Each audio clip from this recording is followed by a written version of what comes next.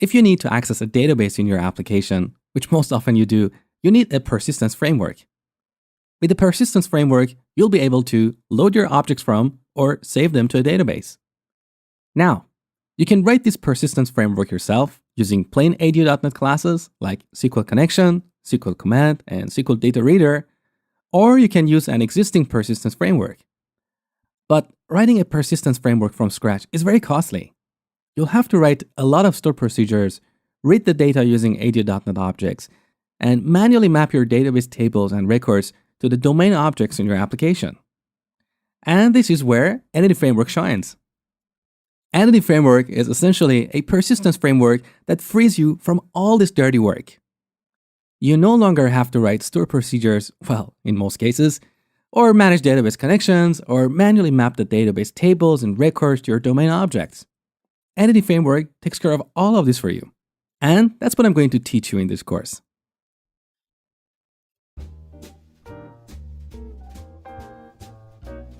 In this section, I'm going to introduce you to various workflows to build a model using Entity Framework. And then I'm going to show you a demo of database first and code first, so you get an idea of the process. Just to let you know, this section is purely an introduction to these workflows. Over the next few sections, I will cover each workflow in detail. So let's get started. In this section, I'm going to show you Entity Framework in action, so you can quickly get an idea of what it is like to build a data access layer using Entity Framework. As part of this section, I'm going to introduce you to various workflows when using Entity Framework. That is, database first, code first, and model first. By the end of this section, you will have a high-level understanding of Entity Framework, and then from next section onwards, we'll be covering the details. So let's get started.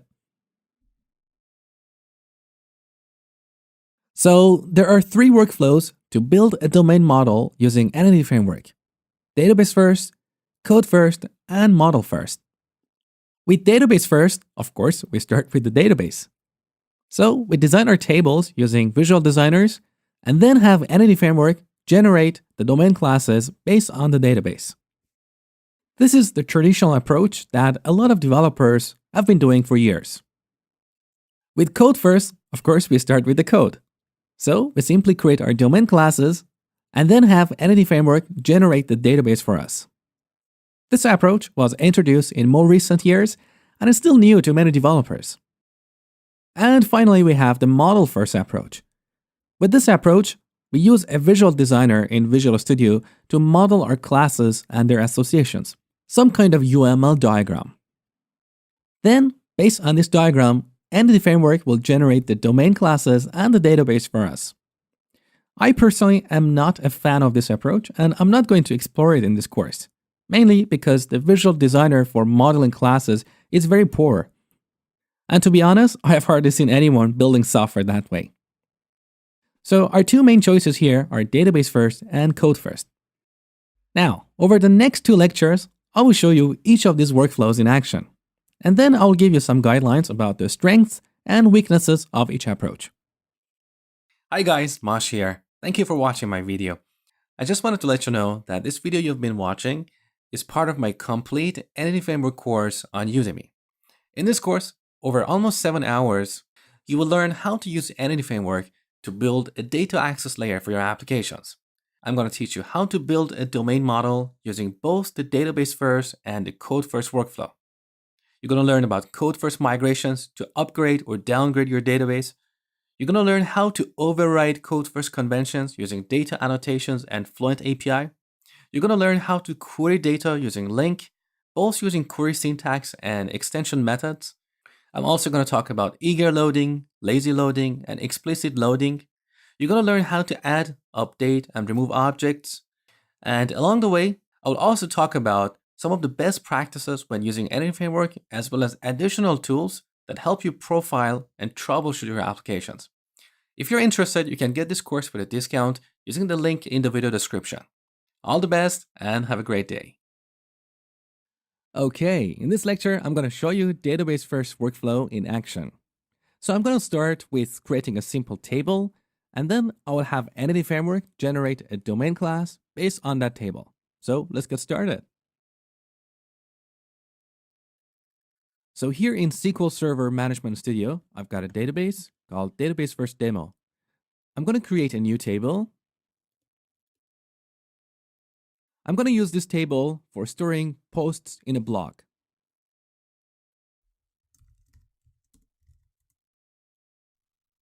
Okay, I'm back and the table is ready. Now, here's the tricky part of database first approach. We have this database here locally, but in order to bring a different database, like a test database or a production database, to this version, we need a mechanism. There are tools out there that can compare two databases and bring them to the same version. But in my experience, they are not always reliable and can sometimes cause issues due to dependency between tables and records. A more reliable, flexible, but unfortunately more manual approach is to create a change script every time we make a change to our database. Then we can store these change scripts somewhere in the repository and run them on any database to bring them to the current version. So in this demo, I'm going to go with that approach. So I'm going to create a change script here.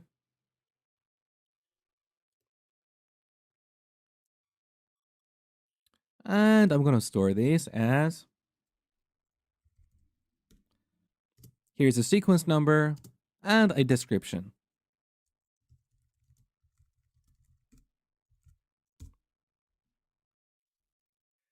Okay, and finally, I'm going to save this table. Okay, so the table is ready in my database. Let's refresh. Beautiful. Now I'm going to go to Visual Studio, create a new project, and import this database and its tables into my project. Okay, so start with a new project. I'm going to stick to a console application for now because we don't want to get distracted by the complexity of web applications or WPF applications. So let's just keep it simple and focus on Entity Framework. Database first, demo.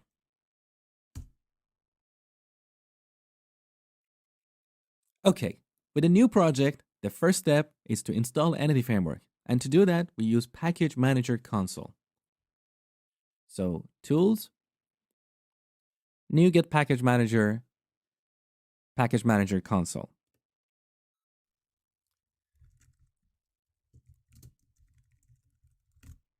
So we run install package Entity Framework.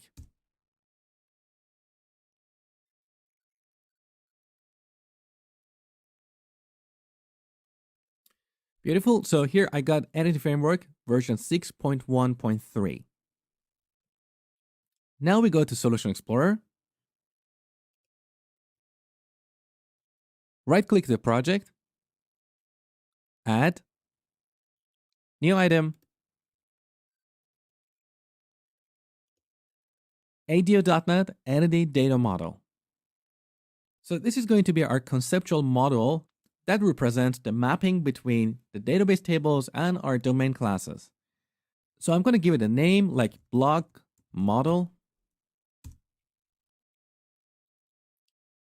And in this window, I'm going to use Entity Framework Designer from database because I already have a database. Next.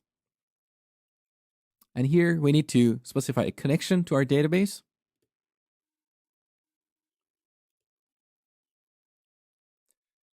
So Microsoft SQL Server, continue.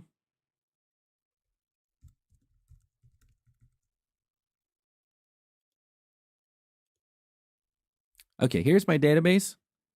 Test the connection. Beautiful. Okay.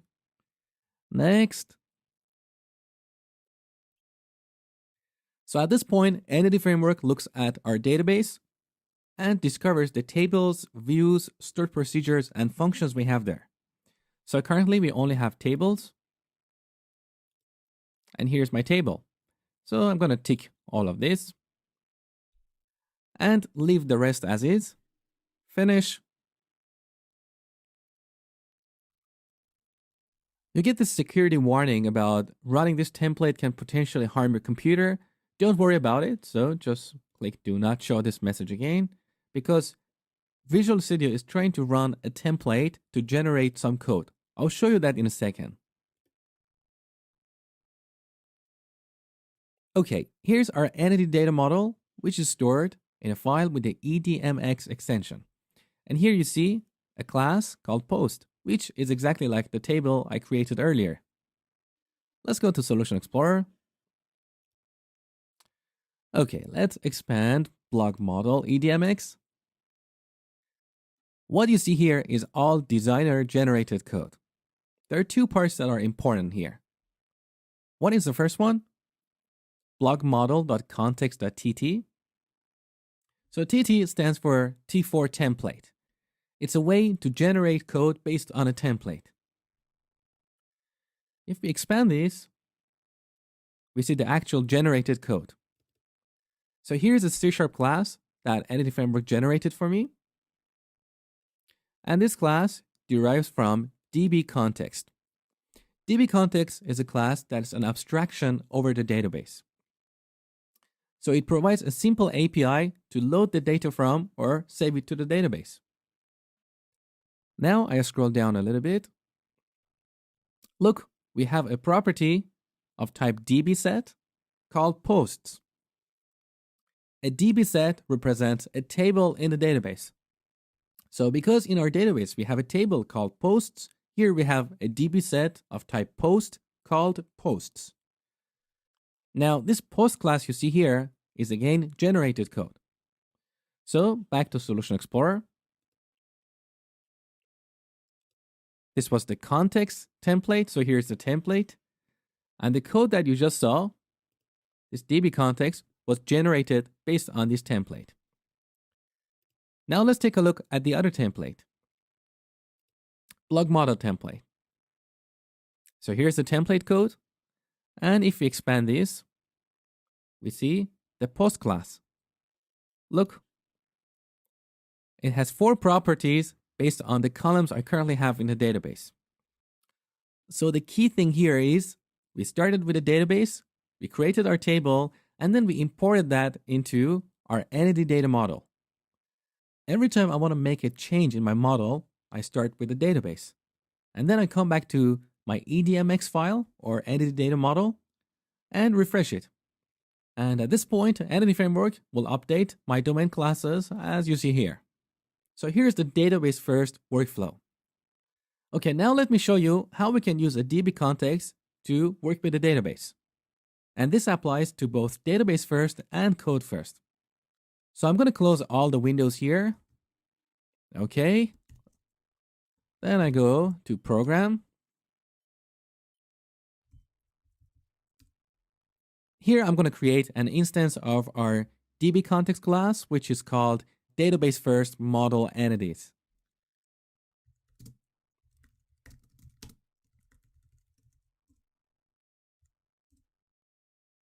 Now I'm going to create a new post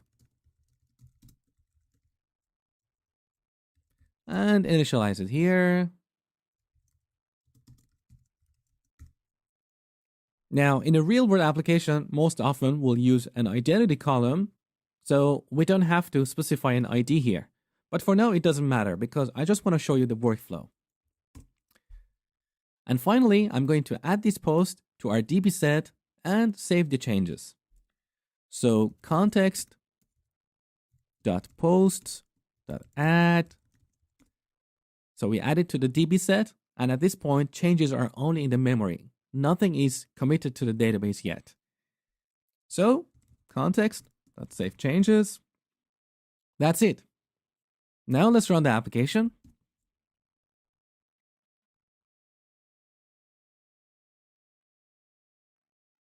Done. So as easy as that. Note that I did not have to write a store procedure. I did not have to work with ADO.NET classes like SQL connection and SQL command. Entity Framework took care of all of this for me. Now let's verify that it worked. So I'm going to go to Management Studio. And let's take a look at our table. There you go. We got this record in the database. Now, reading data from database is as easy as what you saw. And that's what I'm going to cover later in this course. So this was database first workflow in action. In the next lecture, I'm going to show you code first. And then I will do a comparison between the two. Okay, in this lecture, I'm going to show you the code first workflow in action. So here in Visual Studio, I'm going to create a new console application and call it code first demo. Okay, now similar to last lecture, we need to install Entity Framework. So Tools, NuGet Package Manager, and Package Manager Console.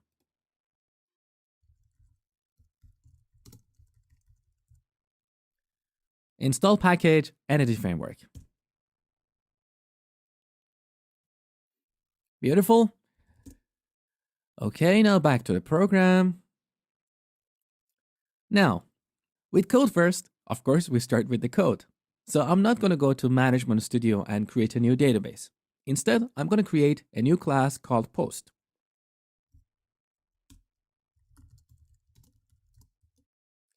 So this Post class looks exactly like the one that Entity Framework generated for me as part of database first workflow. But in this lecture, I created it by hand. Now, in companion to this class, I also need a DB context. Remember DB context? It's an abstraction over the database that we use to load or save data. So,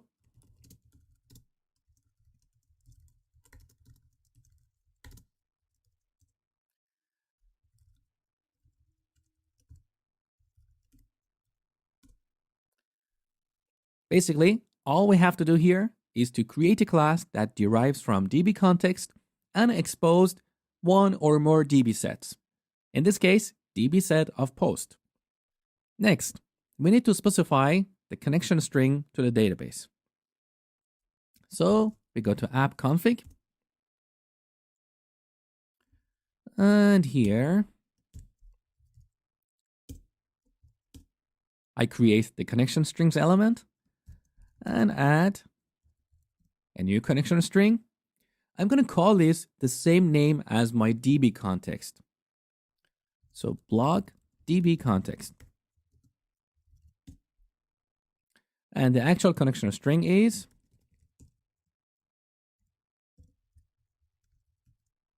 in this case, I'm using SQL Express. You might be using a different engine. So you create a connection string that works for you.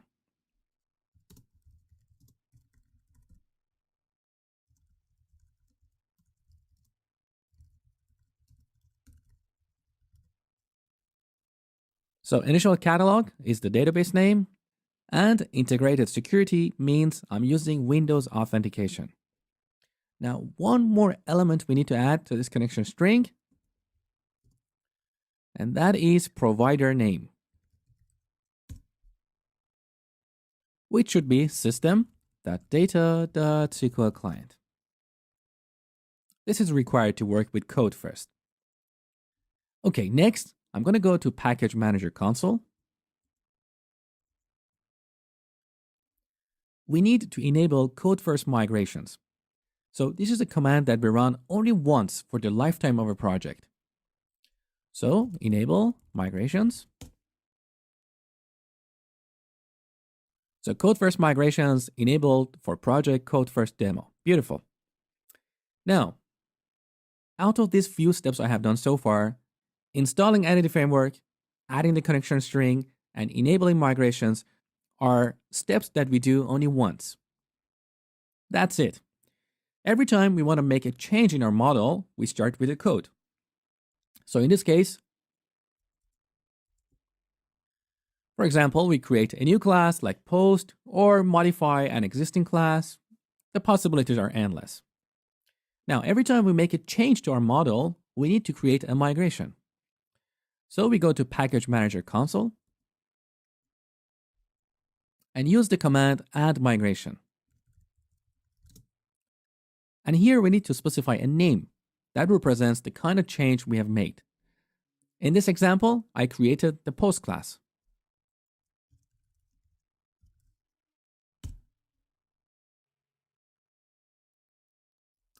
Let's see what happened. So I go to Solution Explorer. Look, we've got a new folder called Migrations. And inside this folder, we've got two files. The first one is my migration. Note that it has a date timestamp and a description. And this is very similar to the migration script that we created manually last time. Remember, I had to create a change script? This is exactly the same process, but in a more automated fashion. Let's see what's inside this file. So interestingly, we don't have any SQL code here. This is plain C# code. This class, createPost, derives from DB migration, and it has two methods, up and down. So the first one is used to upgrade database, and the second one is used to downgrade database. So with code-first migrations, we can take any database and take it to any version, whether that version is higher or lower. And this is very powerful. If you're maintaining different versions of an application, this is going to be your best friend. Now let's see what's happening inside the up method. So there is a call to this method, createTable. It tries to create a table called posts with these columns. So ID, which is an integer, it's not nullable, and its identity. Date published is a date time, and it's not nullable. And we have two more columns, title and body, they both are a string. And finally here, there is a call to primary key method, which specifies that the ID column should be set as primary key. So the interesting thing here is Entity Framework uses convention over configuration. So when it looks at our model, in this case our post class, based on the name and type of our properties, it can figure out how the database should look like. For example, it knows that ID is typically used for the primary key, and often it's an identity column. So it automatically added these expressions here. So we created a code-first migration. The next step is to run it. When we run it, Entity Framework looks at the database, detects the current version, which I will show you later, and then figures out what migrations need to run on the database to bring it up to date. Then it gets these migration classes and converts them to SQL code and runs it on the database. So to run the migration, we go back to Package Manager console and run update database.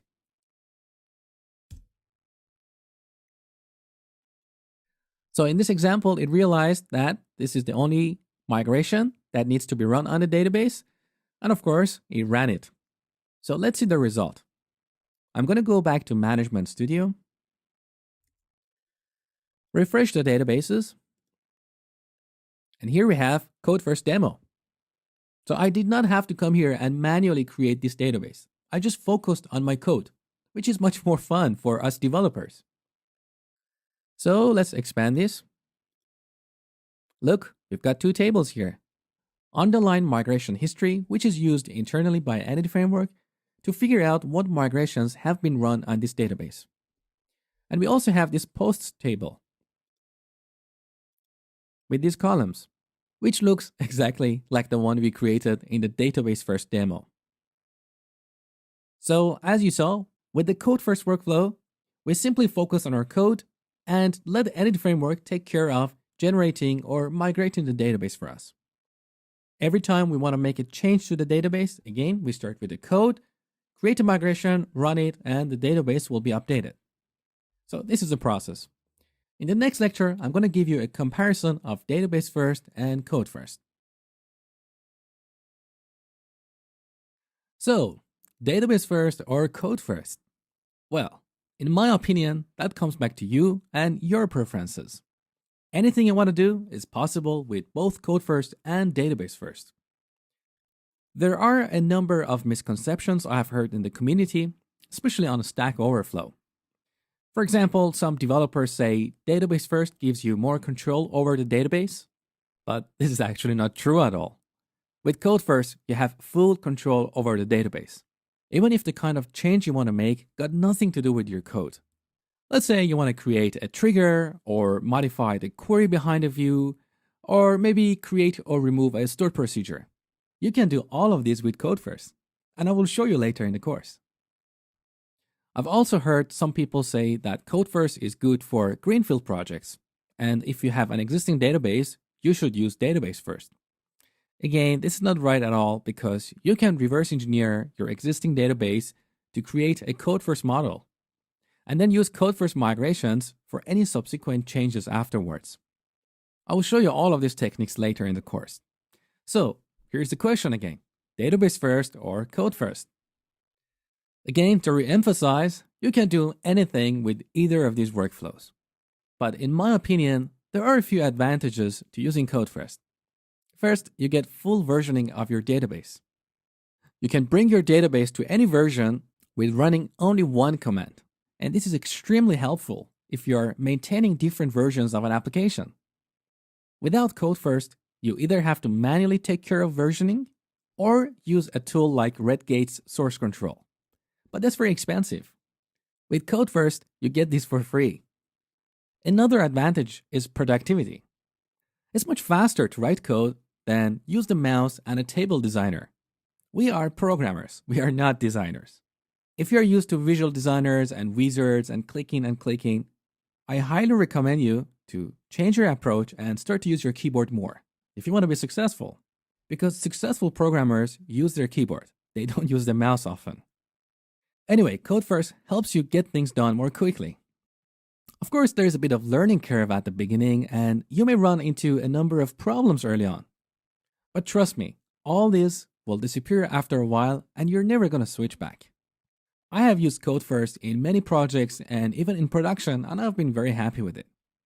The only thing is, where you work, you might have a legacy database deployment tool. And for that reason, you may not be able to use code first, because there are certain steps you need to follow to update the database, and everyone in the team has been doing it for a number of years, and maybe they're too lazy to change their approach. Then you have to use database first. If that's the case, you have no choice. But if you have a chance to change the system and influence your team to adopt code first, that's great. Go for it. Or at least give it a try. Don't just stick to the old ways of doing things because some people say that's a better way. Always try different approaches and see what works for you. So in this course, I'm going to teach you both database first and code first, so you can see the differences, try them yourself, and pick one that works better for you. So in the next section, we'll be looking at details of database first workflow. I hope you enjoyed this section, and thank you for watching.